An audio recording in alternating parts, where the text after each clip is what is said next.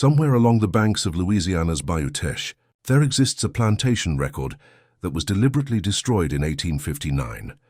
Court documents from New Orleans reference a murder trial that ended abruptly, with all transcripts sealed by judicial order. Local parish registries show 71 separate burial plots on a single property, all dated within the same week. Yet official death certificates list only natural causes. For over a century and a half, one name has been whispered in the darkness of Louisiana's sugarcane fields, a name that represents both unspeakable cruelty and shocking vengeance. Tonight we're uncovering what really happened on the Devo plantation and why the truth was buried deeper than any grave. Before we continue with the story of Patients Devo and the girl who destroyed everything he built, I want to hear from you. Hit that subscribe button and drop a comment telling me what state or city you're listening from. Are you brave enough to hear what comes next? Let's find out together. The truth begins not with violence, but with a bill of sale. St. Landry Parish stretched across the fertile Louisiana lowlands like a patchwork of wealth and suffering. By 1853, its river-thick soil fed sugar fortunes that dazzled the south.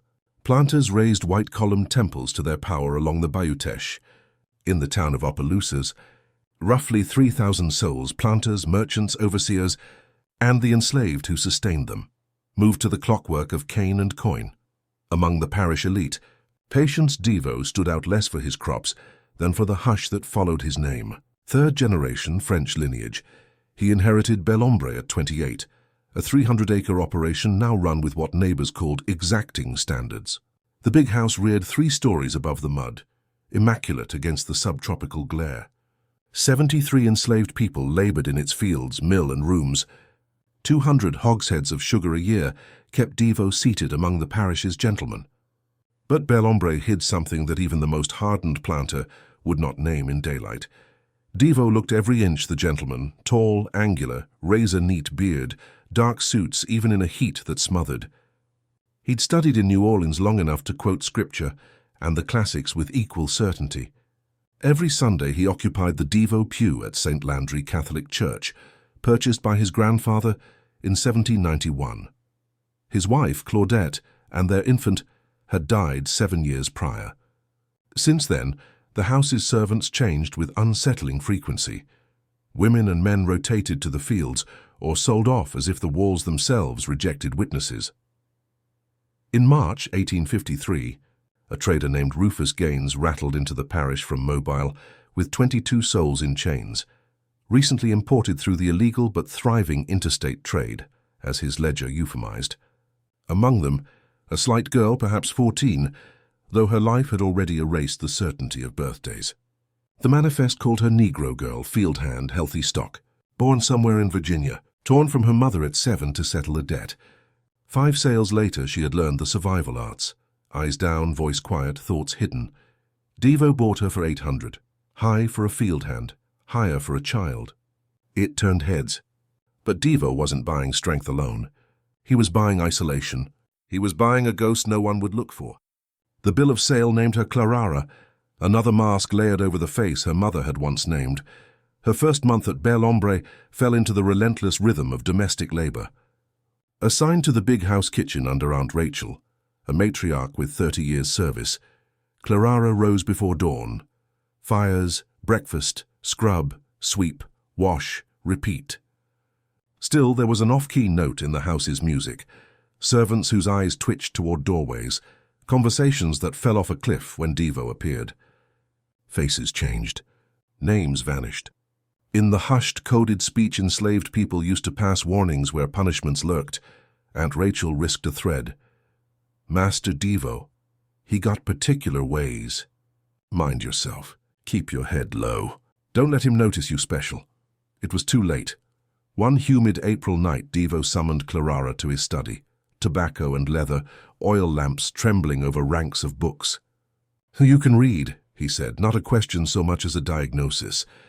Literacy for the enslaved was illegal. Discovery meant pain. No, sir, she tried. He kept going, conversational as a sermon. He'd seen her eyes track a newspaper's lines. Silence tightened into threat. At last she whispered the smallest truth that might save her. Some, sir. My first master's daughter. She taught me some. What Clarara couldn't know, Devo had been waiting for precisely this profile, young, disconnected, and literate. He shifted her duties at once. She cleaned his private rooms, sorted his papers, copied his letters by lamplight. The work looked lighter from a distance. Up close it had a weight that bent bone. Evenings in the study grew into lessons, scripture copied in a perfect hand, verses on obedience recited until her voice frayed. Wrong answers earned punishments engineered to leave no visible mark. A finger bent back to the edge of breaking, a thumb pressed behind the ear until stars burst, hours on aching feet without food. Correction, he called it. Lessons in submission. He never raised his voice. He didn't need to. By June, the lessons blurred into a system, pitiless, methodical, and oddly academic. Clarara found his journals, pages of tidy script. Pain thresholds, effective punishments, methods for breaking the will while preserving labor value. Subjects numbered, not named. 7, 3 months, then transferred. 13, promising, then unsuitable. Darker 12, regrettable but necessary disposal. Clarara was subject 13. Outside, the parish slid into summer. Cane rose high. Dawn songs drifted across misted fields. Planters talked prices and politics over brandy. Devo led hymns on Sunday with a rich baritone. Inside Bel Hombre's walls, Clarara was being unmade, not just hurt but hollowed. Herself pared thin with surgical care. Devo rotated punishments to deny adaptation. He salted cruelty with small rewards to scramble cause and effect. He stole sleep until night and day bled together. He read her Old Testament texts on masters and servants. He made her stand motionless while his quill scratched observations of her endurance. Everyone in the quarters knew, as enslaved people always did, what the house hid. But to speak was to bleed.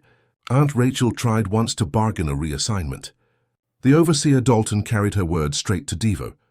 Rachel spent 3 days in the punishment shed and emerged with new scars and a recalibrated silence. After that, her resistance took the shape of crumbs and cups, cornbread wrapped in cloth. A tin of water left exactly where Clarara would find it, suffering. However, sharpened Clarara rather than shattered her. Beneath the mask of compliance, something cooled into calculation. She learned the house as if she might one day need to walk it blind. Which plank cried out underfoot? Which hinge complained? How many steps from desk to door? She studied Devo, when he drank how much. That he slept without the key that hung on his neck by day. That on Wednesdays he drank more than he could hide. She pieced together a further horror. She was not the first nor the fifth. For a decade, young isolated people had passed through Bel Hombre's front door and vanished, sold, drowned, accidented, or fevered. The journals told the real story. The parish ledger lied, so when she overheard Devo tell Dalton, Gaines arrives on the 20th. Prepare the girl. Fear hardened into timeline. The sugar parishes south of New Orleans were a death sentence measured in harvests. 12 days remained. There would be no appeal, no escape. There would be an action, inventory, her literacy, his routines, her access, his pride. Tools were everywhere. A plantation is a cathedral of blades, but she needed one that could live in her pocket without drawing eyes. She found it on his desk, a Sheffield steel letter opener, a foot of sharp intent disguised as stationery. She practiced the grip in the shadow of afternoon, slid it into her dress pocket wrapped in a cleaning cloth, and learned the new weight of herself. As the 14th of October approached, life sharpened into last things, last taste of cornbread, last warmth of sun through a high window, last hymn hummed soft by Aunt Rachel in the kitchen. A circuit preacher passed through and spoke from Exodus on deliverance. Clarara listened like stone. Deliverance would not come on a cloud. It would have to be made. Aunt Rachel caught her eye after the service, gaze clear as river water. "Child," she said almost casually, "whatever you're fixin', finish it." The old woman squeezed her hand once fast. A benediction, a burial. On the afternoon of the 14th, Clarara cleaned the study one last time. The opener lay where it always did. She ghosted it beneath her apron. Evening dropped gold into the cane. The house exhaled into night. At 8, Devo retired to his papers and his bourbon. At 9, his voice carried through oak and quiet. "Clarara, attend me." She stood outside the door with one hand in her pocket and the blade's cold handle pressed to her palm. When she stepped inside, the study looked unchanged. Lamps trembling over ledgers, decanter half empty, Devo in his immaculate dark. But tonight his eyes were slower, his breath warm with drink, his posture just loose enough to mark vulnerability. He gestured her closer, found a speech about obedience and endings, swirled amber in glass. His throat lifted with the swallow. Clarara moved. The steel flashed. The blade struck high, too high, and bit shoulder instead of neck.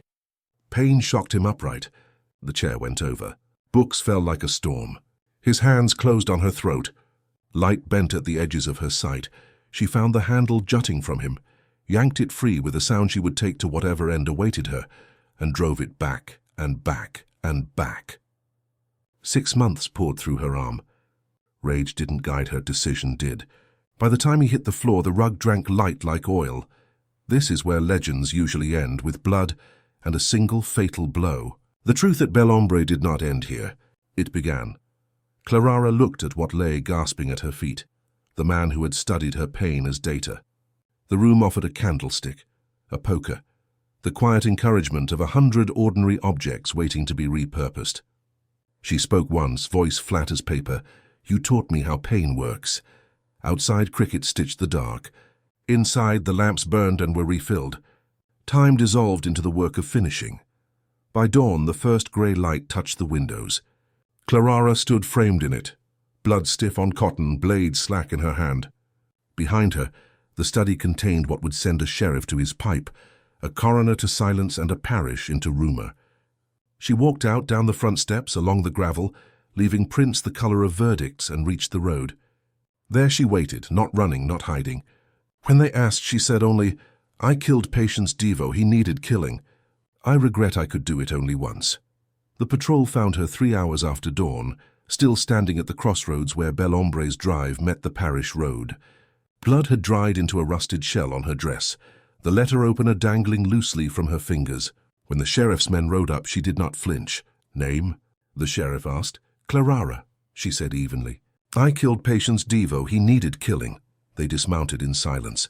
One deputy took the blade, another bound her wrists. No struggle, no pleading, only the quiet creak of leather and the drone of insects around them. The sheriff and the study sheriff, Jean Boudreau, had seen violence. He'd chased cutthroats along the bayou and pulled drowned men from the Teche after duels gone wrong. But nothing prepared him for the room behind Devo's mahogany door. Books still lined the walls, though many were dark-stained and spattered. The rug was soaked black. Devo's body, or what was left of it, lay in a geometry that defied description. Boudreau stood in the doorway for 5 silent minutes, then stepped back, face ashen. "Seal the house," he said finally. "No one enters without my word." The coroner, Harding, a war surgeon hardened by battlefield carnage, emerged pale and shaking. "Sheriff, I've seen cannon victims with more left of them. Whoever did this knew anatomy, knew how to hurt, where to cut, how to keep a man alive long past reason." Boudreau lit his pipe with shaking hands. "Don't say another word. Not to me, not to anyone." Outside, plantation workers gathered in tight knots, whispering.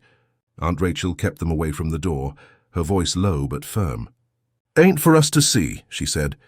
"Ain't for no one to see." The parish reacts by midday. The news burned through St. Landry Parish like wildfire.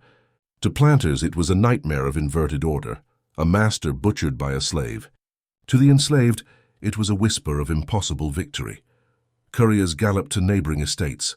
Planters armed themselves, fearing rebellion. The enslaved, however, did not rise with torches. They gathered quietly in the swamps and tree lines, hundreds of them, not rioting, waiting. What are they waiting for?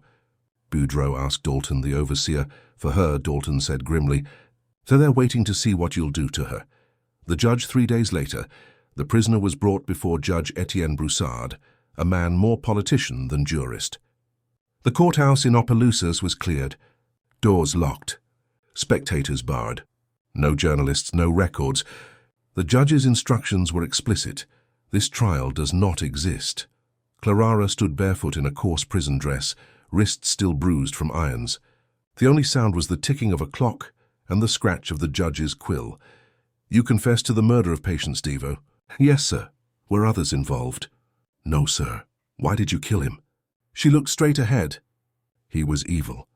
He hurt people. He would have sold me to die." The judge glanced at the prosecutor, then back at her. "Do you feel remorse?" "I regret only that I can't kill him twice." Silence filled the courtroom. Broussard inhaled through his nose, exhaled slowly, and motioned the guards to remove her. When the doors closed, he turned to Sheriff Boudreau and the parish prosecutor. "Those journals, Devo's writings, where are they?" "In my custody," Boudreau replied. "Locked in the vault. Keep them there, seal them. If the public learns what was written in those books, the entire parish will burn." The 71 outside town, the gatherings in the woods swelled. Whole families disappeared from quarters at night, carrying food and tools, forming camps along the bayou Teche. They made no demands, only refused to return to work until they were sure justice, their word, had been served. For the planters, this silence was more terrifying than rebellion. Militia patrols doubled, then tripled. Still the gatherings grew. "They'll wait for her fate," Dalton warned. "Whatever happens to that girl decides whether this parish sleeps or burns." A verdict without a word. On October 28, 1853, the sheriff issued a brief statement to the press. "The matter concerning the late Patients Devo has been resolved in accordance with the laws of Louisiana. Justice has been served. All persons in servitude are ordered to resume normal duties. No verdict, no sentence, no execution." Clarara vanished from the records that day. No sale documents, no death notice, no transfer. Only silence. Within a week, the camps in the swamps dispersed as quietly as they had formed. The people returned to their fields. Bel Ombre fell still. What the records wouldn't say, later generations would call it the sealed trial. Clerks whispered of a sealed box in the parish vault, Devo's journals, the judge's orders, a confession written in Clarara's hand. No one was allowed to read them. Some said the box held only ashes. Others swore it still breathed if you listened close enough. The plantation changed hands, was sold at auction, then burned. Forestry claimed the land. Yet the 71 plots marked in parish burial records, no coffins, no names, remained a riddle. Officially, they were victims of yellow fever. But no fever had swept St. Landry that year. Unofficially, they were reminders. 71. The number whispered in cane fields whenever cruelty grew too bold. The number planters did not speak aloud. The parish buried the story before it had a grave. For decades afterward, nobody spoke the name Clarara above a whisper. And yet, her absence echoed louder than her presence ever had. Farmhands claimed they saw a figure walking the Bayou Courtableau Road at dawn, barefoot, in grey, leaving no prints in the mud. Planters dismissed it as swamp talk, but overseers rode with loaded pistols for months, glancing at the cane rows after sunset. By 1860, Bel Ombre was abandoned. Its fields lay wild. Its house, stripped by scavengers, stood like a ribcage against the sky. Yet travelers swore that from the road, you could still see lamplight through the shattered windows. Always a single light. Always in the study. The sheriff's line died out. Judge Broussard's children moved north and never returned. But the courthouse vault remained, and with it, the box. The box in the vault every parish clerk who served after 1853 was told the same thing during his first week. You'll find an oak chest marked PD on the lowest shelf. You are not to open it. You are not to move it. You are not to ask about it. Most didn't, but records show one exception. In 1902, a clerk named Emile St. Clair ignored that order. His notes survive in a personal diary, now housed in the State Archives, June 17th. Opened the Devo chest at last. Not papers alone, but something wrapped in oilcloth. The smell like iron and old meat. Inside I found a smaller box, locked. Carved with symbols I cannot name. Heard something shift inside when I moved it. I have locked it again. I should not have looked. St. Clair was found dead 3 days later in his office. Heart failure, the report said. He was 29. The parish sealed the vault again. In 1937, floodwaters from the Teche reached the courthouse basement, submerging the lower shelves for a full day. When workers pumped the water out, the oak chest was bone dry. In 1954, a maintenance worker reported hearing a woman singing through the vault door while he worked the night shift. No record of any female employees exists for that date. The unwritten history. The deeper truth lay outside the official ink. Between 1860 and 1900, 17 parishes across southern Louisiana recorded fires on estates formerly owned by men who had attended the Devo trial. None were solved. None were accidental. Every blaze began, according to surviving reports, in or near the study. In the African-American oral traditions that survived Reconstruction, the name Clarara became something else, Clara Ray, a spirit of vengeance who walked the cane fields to punish cruelty. The story changed with every telling, sometimes a freedwoman, sometimes a ghost, sometimes a girl with a blade of silver light. But every version ended the same way. She never died. She just kept walking. The modern silence when Bel Ombre's ruins were rediscovered in 1979 by a survey team, the foundations of the big house were found. But beneath them, another discovery, 71 iron rings sunk into the stone cellar floor, each still fixed to its chain. The site was quietly closed and transferred to state custody. In 2004, a request was filed by a historical researcher to view the Devo chest. The parish clerk denied it. The researcher appealed. The state intervened. The chest was moved to Baton Rouge for preservation. No one has seen it since. The truth buried deeper. Maybe the chest held journals and confessions. Maybe it held the missing letter opener. Maybe it held something that was never meant to rest. The records end in 2004, but the whispers didn't. Locals still say that on the 14th of October, the night of Devo's death, the courthouse lights flicker, and the air in the vault smells faintly of burned sugar. And every year, someone leaves a single gray scrap of cloth on the courthouse steps. No name, no note, only the faint outline of blood long since dried, because the past once buried doesn't die. It just waits. In 2022, a graduate student named Maya Rousseau arrived in St. Landry Parish with 2 suitcases, a camera, and a question that had been haunting her since childhood. What really happened to the girl who killed Patients Devo? She'd grown up in Lafayette, raised on stories her grandmother called field tales, myths passed down from the quarters and swamps. But one story never changed no matter who told it, a girl who disappeared from a prison wagon and cursed an entire parish. Maya didn't believe in curses. She believed in archives, primary sources, and footnotes. But when she began tracing Clarara's paper trail, she realized there wasn't one. The parish records jumped from in custody to case resolved. No death certificate, no transfer. Nothing. The void itself was evidence. The first interview, her first stop, was the St. Landry Historical Society, a brick building that smelled like dust and lemon polish. The archivist, Lucille Fay, looked over her glasses as Maya unpacked her recorder. "You're digging in dangerous soil, Cher," Lucille said. "That story don't want to be found." "I'm not looking for ghosts," Maya replied. "I'm looking for truth." Lucille smiled sadly. "Same thing in this parish." Lucille brought out a box of documents labeled Bel Ombre Plantation, Miscellaneous. Inside were photographs from 1937, the ruins of a house, chains half buried in mud, and a cracked porcelain crucifix still nailed to a wall. No human remains, but in one corner of a photograph, nearly invisible, was the edge of an iron-bound chest. Maya enlarged it on her tablet, heart hammering.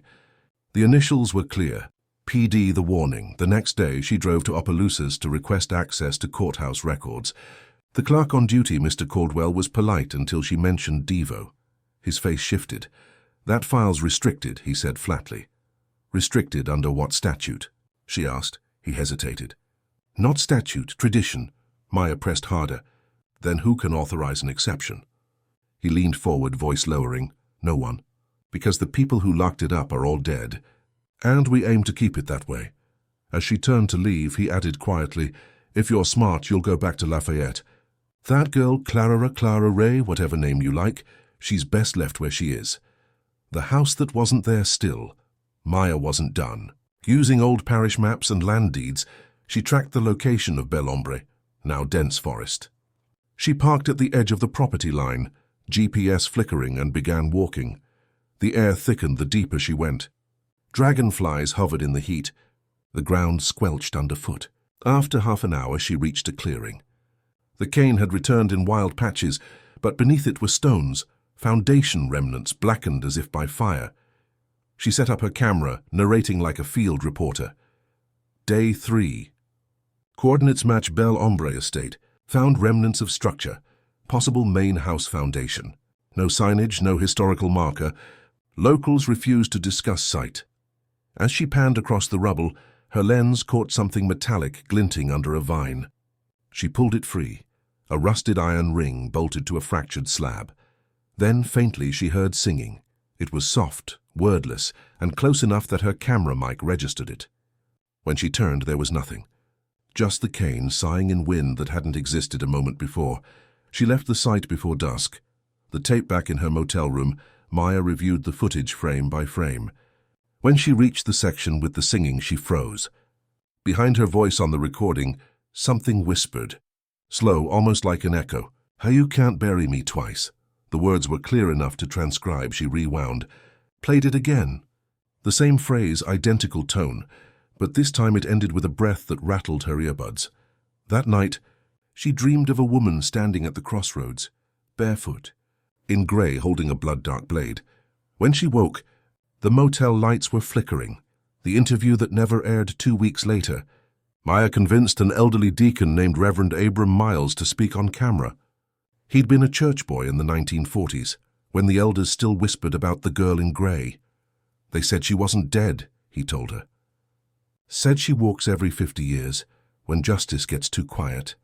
Last time was 1903, then 1953, then 2003. You do the math, young lady. Maya swallowed. 2023, he nodded. October. Always October.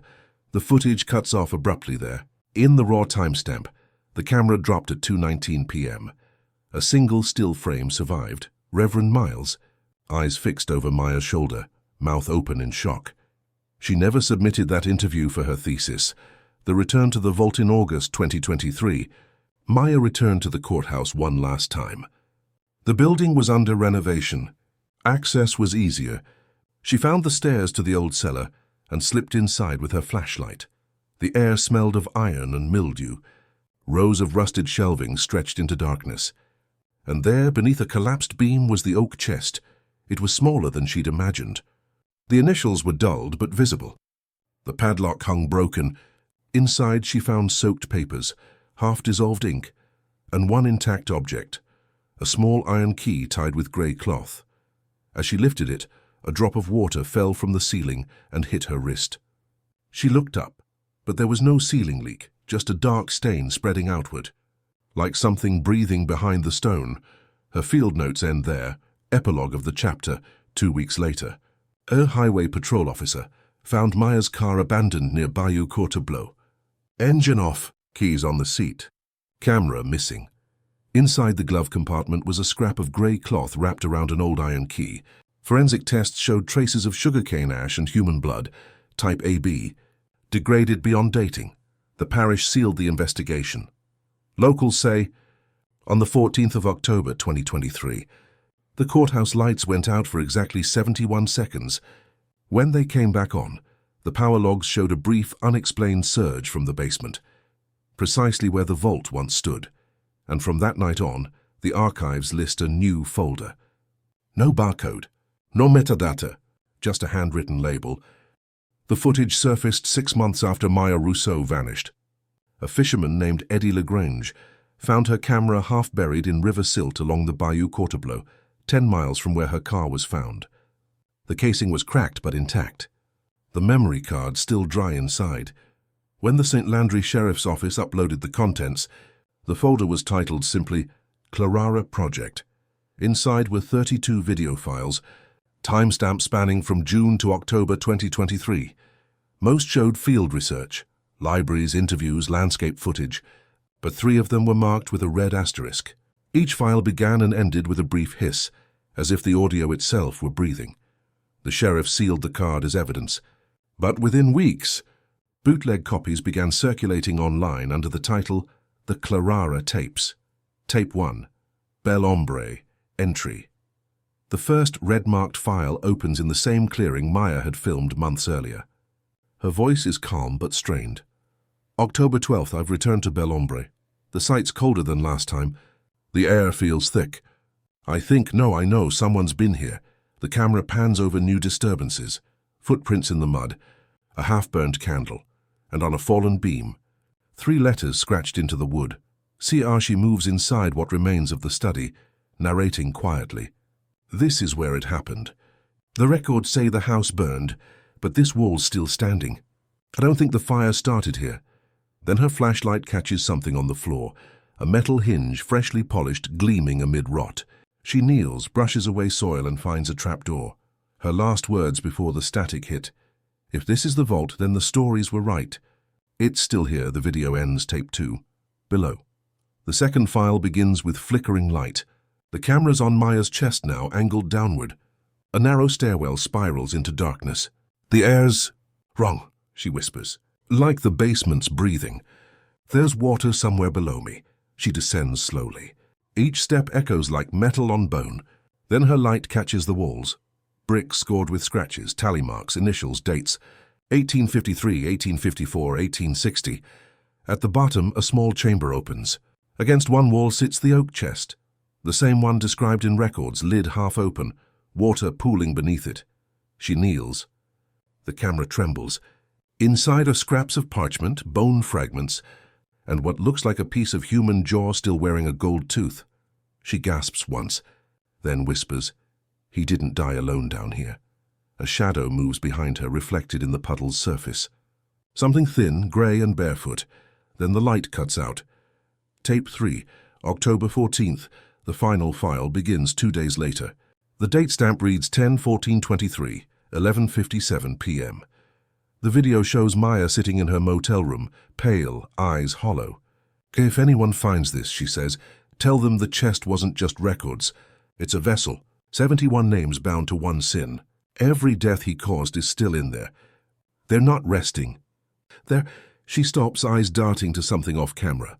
A knock sounds at the door, once then again softer. "I didn't tell anyone where I was staying," she whispers. The knock becomes scraping, metal on wood. The doorknob turns. The room fills with light static, and in the reflection of the mirror behind her, a figure stands, tall grey dress, hands stained black. The screen floods white. When the image clears, the camera lies sideways on the floor, pointed at the door. The hinges are bent outward, as if the door was pushed from inside. The video ends at 12:01 a.m. The investigation. The state police declared the footage inconclusive. Experts debated whether the tapes were staged. Paranormal enthusiasts insisted otherwise. Forensic analysis confirmed the timestamps were real. The metadata matched Maya's equipment, but one detail couldn't be explained. In the audio spectrogram of tape 3, a secondary voice appears under the static. Female, older, layered over Maya's. Words translated as, "She opened what was never closed." After the footage leaked online, incidents began to surface across the South. Archive rooms flooding overnight, courthouse alarms tripping without cause, and in one Baton Rouge museum, a security guard found faint writing on a locked display case. Subject 15. The handwriting matched Maya's. The return of the number historians eventually pieced together a pattern. Every 50 years since 1853, someone tied to the Devo case had died or vanished under strange circumstances. 1853, Clarara. 1903, Clark St. Clair. 1953, flood engineer Bernard Hayes. 2003, a researcher for the State Archive Project. 2023, Maya Russo, each one investigating the same box. Each one the next subject. Locals began to say Clarara never meant to haunt. She meant to finish what she started. That Devo's soul was divided among 71 bodies, and she was hunting them down through time. Whether that's true or not, no one knows. But every October, at exactly midnight on the 14th, the courthouse power flickers for 71 seconds, and in that silence, if you listen close enough, a voice rises from the dark. There's still one left. By winter 2023, the Clarara tapes had escaped the parish. A teenager from Houston uploaded the 3 files to Reddit under the title, "Found Footage. Girl Disappears Investigating Haunted Plantation." This is real. Within 24 hours, the post reached over 2 million views. Within 48, it vanished, deleted by moderators for graphic content, but not before copies multiplied. TikTok edits, YouTube breakdowns, reaction streams, podcasts, everywhere. The world was watching what St. Landry had spent 170 years trying to bury, and with every re-upload, something new began to happen. The distortion creators who used clips from the Clarara tapes began reporting strange glitches. Microphones captured whispers beneath their commentary, female, calm, rhythmic. Frame analysis showed extra figures in Maya's footage that weren't there before. One streamer in Atlanta collapsed live on camera when his monitor flickered white and displayed a single line of text. "Stop watching me." The clip went viral, of course. His audience thought it was staged until his hard drive was recovered, and the file labeled Clarara MP4 could no longer be deleted. Every attempt regenerated it under a new name. Clararas documpepeikes, Clararas nekumfopeikis, Clarara waterubunfopeikisa. The number kept climbing until the computer was destroyed. Digital forensics couldn't explain it. But one engineer analyzing the corrupted data noticed that each copy embedded a unique signature, a small string of hexadecimal code translating to names. The first few were P. Devo Argaines E. St. Clair M. Rousseau. Then after the 72nd instance, the code repeated a single name over and over, Clarara. The interview that shouldn't exist. January 2024, a Louisiana public access station aired a late-night segment about the Bayou curse. The host, a former journalist named Harlan V., claimed he'd received an anonymous USB drive postmarked from Opelousas. It contained an unreleased portion of the Clarara tapes, a fourth video. The station aired exactly 2 minutes of it before transmission cut off. What viewers saw, recorded from their screens, showed Maya sitting in the same motel room, but not alone. A figure in grey stood behind her, slightly blurred, hand resting on her shoulder. Maya's lips moved soundlessly. Then she looked straight into the camera and said, "She's not trapped in the box anymore. She's in us." The signal froze, then blacked out. The station's servers failed. When they rebooted, the drive was gone. Harlan V. resigned the next day and disappeared a month later. His house was found empty, except for a note written in the dust on his desk. Subject 16. The return to St. Landry in the months following. Journalists, ghost hunters, and thrill seekers descended on the parish. They found little swamp ruins and silence. But one night, a drone operator caught footage near the old Bel Ombre clearing. Thermal imaging showed dozens of heat signatures in the fields. When the operator approached, the shapes dispersed like smoke. Yet on playback, one frame froze, 71 figures standing in rows, heads bowed, and behind them one figure upright, eyes burning white. The timestamp read, October 14th, 11:59 p.m. The upload that changed in May 2024. The Clarara tapes resurfaced on a mirror site under a new name, the 72nd. The file description read, Final entry. Watch with headphones. The runtime was 7 minutes 1 second. The exact number of graves recorded in St. Landry Parish, -1. No one has publicly confirmed what the video shows, but threads describe the same thing. A woman's voice counting slowly from 1 to 71, a series of blurred faces flickering like candlelight. At 6:59, the voice whispers, "I'm still missing one." Then the video cuts to black, but for some viewers it doesn't end. Their webcams activate unprompted. Their own reflection appears for 2 seconds before the feed dies. One Reddit user posted, "She looked at me. She knew me." The post was deleted minutes later. His account never logged in again. The digital haunting computer scientists at LSU attempted to replicate the phenomena in a lab environment. Every attempt to upload or compress the 72nd caused spontaneous errors in the network's checksum. In one instance, the campus servers shut down for exactly 71 seconds. When they came back online, all the digital clocks read 12:01 a.m., October 14th. Regardless of time zone, experts called it coincidence. Locals called it Clarara's roll call. The record ends by 2025. The Louisiana Historical Society officially declared the Clarara tapes a modern hoax. The Federal Archive closed the Bel Ombre file again. But something strange happened the night after the announcement. The Society's entire digital database crashed. Backup logs showed an unknown process renaming files into a new folder.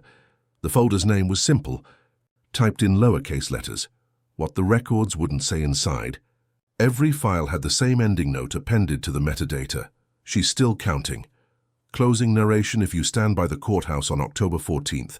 Just before midnight, you can still hear the lights hum. The air thickened, the silence deepened. Some say it's electricity. Others say it's something older. Older than law, older than paper, older than any god that ever claimed Louisiana. What the records wouldn't say, the dead are saying now, and somewhere between the servers, the swamps and the stories, Clarara is still walking, not bound to land, not bound to time, bound only to memory, and she's looking for Subject 72. They say the curse always finds its way home. For nearly 2 centuries, the story of Bel Ombre had survived in whispers, stitched through Louisiana folklore like rot through sugarcane. But now, in the age of data, it had a new bloodstream, fiber optic, global, and unstoppable. The Clarara tapes were no longer just legend. They were code and code spreads. The descendants in early 2025, genealogist Dr. Landry Devo received an anonymous email. Subject line, "You're the last one." Attached was a single image, a scanned page from an 1853 parish ledger. At the top was the name Patients Devo. Below it, written in a different hand, progeny continued through collateral line. Devo, 1869, Lafayette Parish. Lena had grown up knowing her family name had once been spelled Devo, then Devo, softened by generations of guilt and French affectation. But she'd never connected it to the story of Bel Ombre. Not until the email came. She clicked the attachment again and the image glitched for a split second. In that flicker, she swore she saw words appear between the lines, faint and grey. Subject 72. The contact a week later, Lena was contacted by a podcast host, Eli Martin, producer of Southern Haunts Unbound. He was putting together a special on the Clarara tapes. "I want to talk about legacy," he told her. "How blood remembers," Lena agreed reluctantly. They met in Baton Rouge, recording inside an old archive room, its fluorescent lights buzzing like hornets. The interview began normally, ancestry, records, family shame. But halfway through the audio glitched, Eli's waveform spiked, and another voice joined the mix. Female, low, steady. When they played it back, it wasn't an echo of Lena or Eli. It spoke 7 words. "He lives in her. She lives in me." The recording cut out. Both swore they heard the same whisper aloud, not through the headphones. That night, Eli's studio flooded. Clean water. No source found. The next morning, Lena's laptop displayed a new folder. Yarchives Bel Ombre 71 inside was a single image. Maya Rousseau's face, eyes open, mouth sewn shut with black thread. The return to the source against her better judgment. Lena drove to St. Landry Parish. The site of Bel Ombre was now overgrown cane and pine, indistinguishable from any other patch of Louisiana swamp. Yet her GPS kept recalculating, pulling her down dirt roads that didn't appear on any map. By dusk, she reached the clearing. No house. No ruins. Only the scent of wet soil and something metallic beneath it. Her recorder picked up faint static. Then behind it, rhythmic tapping, 71 beats, a pause. Then one final softer sound, like a single heartbeat answering the others. She turned toward the noise and saw the ground shift, sinking slightly as if something beneath were breathing. Lena whispered, "Clara." A woman's voice answered, too close, too quiet. "So you've come to finish the count." The podcast that never aired. Eli Martin released one final episode of Southern Haunts Unbound on April 13, 2025. It was titled simply The Devo Line. The episode played for exactly 7 minutes and 1 second. Listeners reported that Eli's voice sounded distant, like he was speaking from underwater. He recited dates, 1853, 1903, 1953, 2003, and then said, "Tomorrow makes 72. At the end, static filled the feed, and a second voice murmured, "She's almost finished." The next morning, Eli's producer found the studio empty. The walls were wet. The waveform for the final episode displayed something odd. When plotted visually, the sound peaks formed the outline of a face. The count continues across Louisiana. People who had downloaded the Clarara tapes reported identical phenomena. Flickering lights, whispers, dreams of muddy hands reaching from beneath the floorboards. A few deleted the files and claimed the activity stopped. Others couldn't. The videos reappeared on their devices under new names. Subject 72.mp4 for Clarara lives.wavy. Bel Ombre final.docs. Each file contained fragments of text, phrases from Devo's journals rewritten as if by another hand. Pain is the proof of living. She counts so we remember. Justice is not mercy. The revelation Lena never returned from St. Landry, but her car was found parked outside the parish courthouse. Inside, police discovered a voice recorder still running. The last 30 seconds were later transcribed by the sheriff's office. There are 71 names carved into the earth, but she's not finished. She's looking for the last one. Maybe it's not a person, maybe it's a memory. Maybe she's waiting for someone to listen long enough to hear her finish the count. Then a whisper. 72. The recording ends with a single knock, sharp, hollow like the closing of a wooden lid. Epilogue fragment. Every October since, the parish servers crash for exactly 71 seconds, and each time one new file appears in the archive, blank except for a single line of text. I am Clarara. I am still counting. History repeats itself because it's the only thing that remembers, and memory, like the swamp, always takes back what it's owed. By the autumn of 2025, the Clarara phenomenon was no longer a rumor. It was an archive that refused to die. Every server that tried to delete it became infected. Every hard drive that held it eventually failed.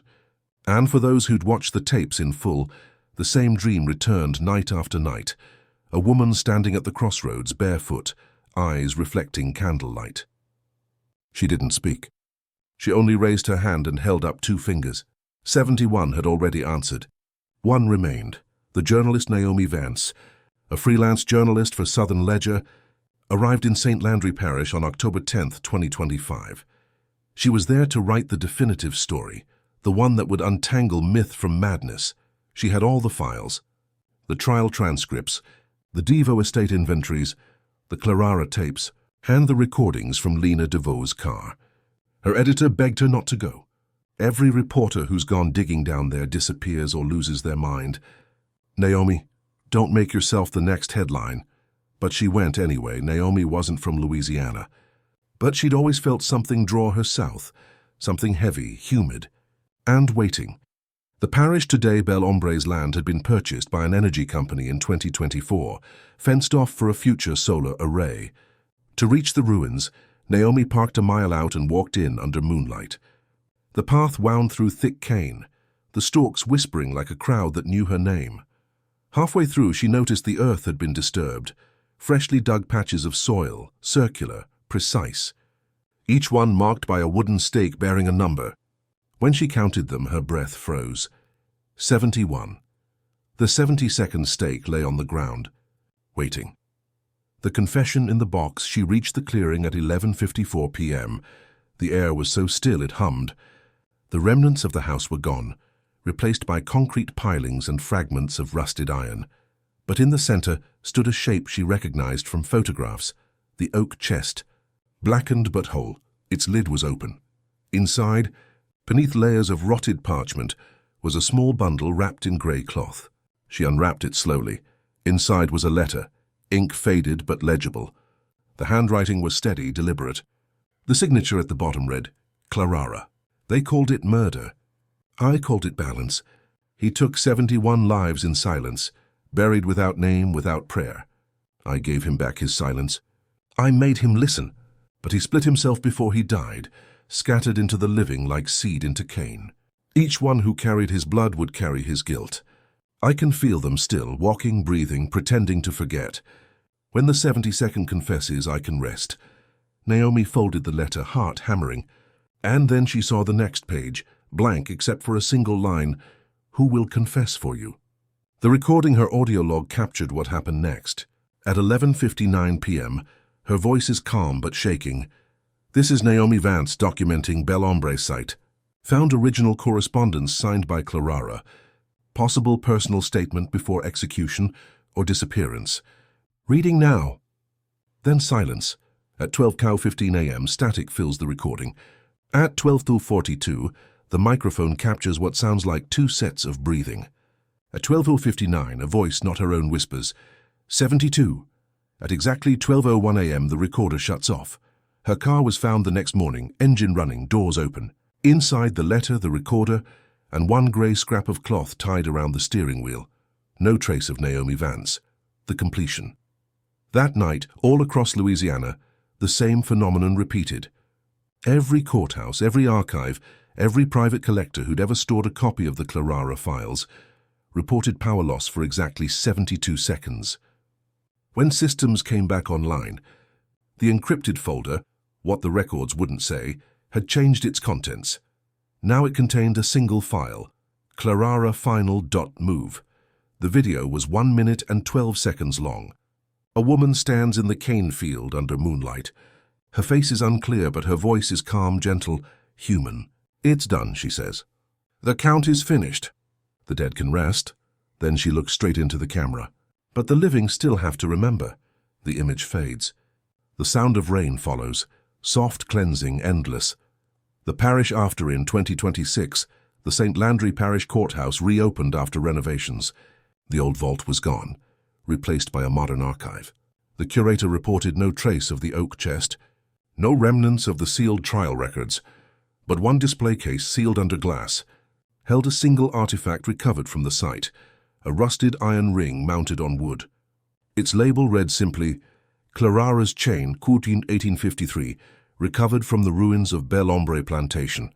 Visitors say that if you press your ear close enough to the glass, you can hear faint singing, wordless, almost kind." Epilogue. The record speaks, every story leaves residue. In 1853, it was blood on a floorboard. In 1953, it was water on courthouse stone. In 1923, it was corrupted code. Now in 2025, it's memory. Transcribed, retold, looping forever. Clarara's curse was never about vengeance.